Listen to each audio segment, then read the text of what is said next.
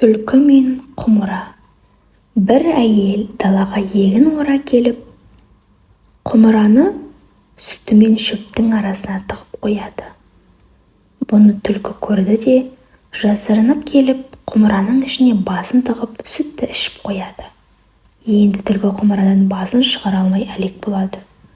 Түлкі: «Әу құмыра, біраз ойнадың, жетер, жібер менің басымды» дейді. Қалай жұлқынса да басын шығара алмайды. Түлкі ашуланып: «Қап бәлем, тұра тұр, жақсылықпен қаламасаң сені суға батырамын» деп жүгіріп келіп, өзін өзенге лақтырып, құмырамен бірге өзі де суға батып кетіпті. Ертегіден алатын сабағымыз: балалар, ешқашан біреудің затына тиіспеуіміз керек. Қолдансақ та иесінің рұқсатын алып қолдануымыз керек. Ұрлық жасау жақсылыққа апармайды. Көріп тұрғандарыңдай, ұрлық түбі қорлық.